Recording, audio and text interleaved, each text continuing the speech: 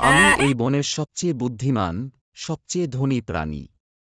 আমার কাছে ৩০টা চকচকে সোনার মুদ্রা আছে, রোদে এমন ঝলমল করে যেন সূর্য হিংসে করে।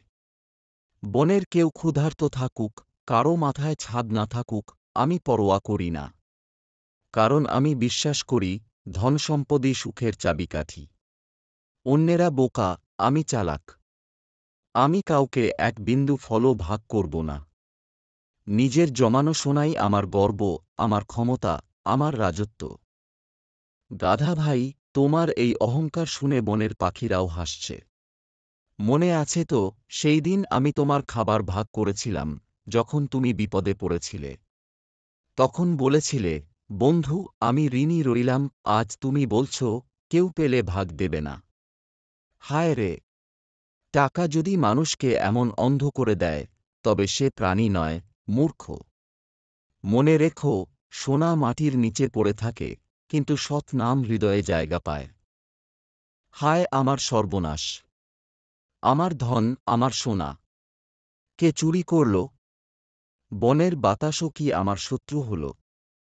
আমি যে কত কষ্টে এই ৩০টা মুদ্রা জমানো, তা কেউ জানে না। এখন কে দেবে আমাকে এই ক্ষতি পুষিয়ে? শিয়াল, তুমি নিশ্চয়ই কিছু জানো। তোমার চোখে সব পড়ে। বলো, কে নিয়েছে? আমি ওদের ছাড়ব না, বাঘ রাজা পর্যন্ত গিয়ে বিচার আনব। টুনটুনি উল্লাসে টুই টুই। বাবা, দেখো আমি আজ কি পেয়েছি। রাস্তার ধারে চকচকে ৩০টা সোনার মুদ্রা। মনে হচ্ছে কেউ ফেলে গেছে। সূর্যের আলোয় এমন ঝলমল করছে, যেন আকাশের তারা মাটিতে নেমে এসেছে। ভাবছি এগুলো কার হতে পারে। হয়তো কেউ খুব দুঃখে কাঁদছে এখন। বাবা, আমরা কি এগুলো বাঘ রাজার কাছে নিয়ে যাব? তিনি তো ন্যায়বান, উনি নিশ্চয় বিচার করবেন ঠিকভাবে। শিয়াল, গম্ভীর ও কোমল কণ্ঠে। বাবা মেয়ে, তুমি সত্যিই প্রশংসার যোগ্য। সততা এমন এক ফুল, যা কখনো শুকায় না। আমি শুনেছি, গাধা ভাই নাকি তার সোনার মুদ্রা হারিয়েছে। নিশ্চয় এটাই তার। আমি তাকে ফেরত দিতে যাব। মনে রেখো টুনটুনি, সোনা যতই দামি হোক, সততার দাম তার চেয়েও বেশি। আজ তুমি প্রমাণ করলে, তুমি শুধু আমার মেয়ে নও, এই বনেরও গর্ব। গাধা, চোখ বড় করে, মিথ্যা গলায়। কি বললে শিয়াল?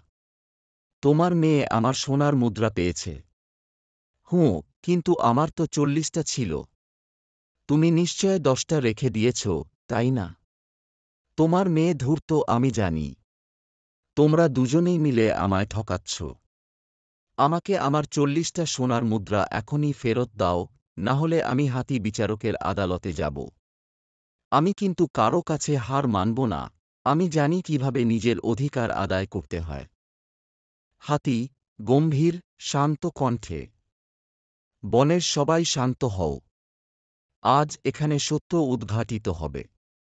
টুনটুনি, তুমি বলো, তুমি কয়টা মুদ্রা পেয়েছিলে? টুনটুনি, ভীত কিন্তু দৃঢ়, ৩০টা, মাননীয় বিচারক। হাতি, ভালো। আর তুমি গাধা, কয়টা হারিয়েছিলে? গাধা, জোর গলায়, ৪০টা হারিয়েছি। হাতি, বুদ্ধিদীপ্তভাবে, তাহলে স্পষ্ট, টুনটুনি যে পেয়েছে, তা তোমার নয়। তুমি হারিয়েছ ৪০টা, আর সে পেয়েছে ৩০টা।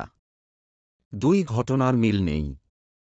তাই এই মুদ্রাগুলো আপাতত টুনটুনির জিম্মায় থাকবে। বনের আইন পরিষ্কার। টুনটুনি যে মুদ্রাগুলো পেয়েছে, সেগুলো তার নিজের সততার প্রমাণ। কেউ যদি এসে দাবি করে যে সে ৩০টা মুদ্রা হারিয়েছে, আমি তাকে ডেকে আনব। আর গাধা, তুমি অপেক্ষা করো। যদি কেউ বলে যে সে ৪০টা মুদ্রা পেয়েছে, তখন তোমাকে জানানো হবে। এর আগে তুমি কোনো দাবি করতে পারবে না।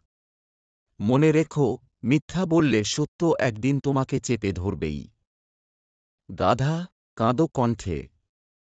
ওহো হাতি বিচারক মহাশয়! আমি ভুল করেছি, আমি মিথ্যা বলেছি। আসলে আমার ৩০টা মুদ্রাই ছিল। লোভে আমার চোখ ঢেকে গিয়েছিল। আমি ভাবছিলাম, 10টা বেশি পাব। কিন্তু এখন বুঝলাম, লোভ মানুষকে অন্ধ করে দেয়। আমার হৃদয় পড়ছে অনুশোচনায়। আমাকে ক্ষমা করুন। আমি প্রতিশ্রুতি দিচ্ছি, আজ থেকে আর মিথ্যা বলব না, কারো সম্পদে লোভ করব না, বরং সাহায্য করব। বাঘ রাজা গর্জে উঠে। হুঁ, সত্যের জয় সবসময় হয়, গাধা।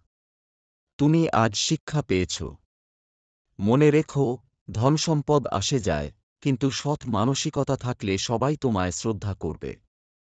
টুনটুনি, তুমি আজ প্রমাণ করেছ ছোট বলেই ছোট নয়, সততায় তুমি বড়। এই বনের সবাই যেন তোমার থেকে শেখে, লোভ থেকে দূরে থাকে। সত্য, ন্যায় আর সৎ পথে চললে বনও শান্ত থাকবে, প্রাণীরাও সুখে থাকবে। নৈতিক শিক্ষা। যে লোভ করে, সে হারায়, যে সততা রাখে, সে জয় পায়।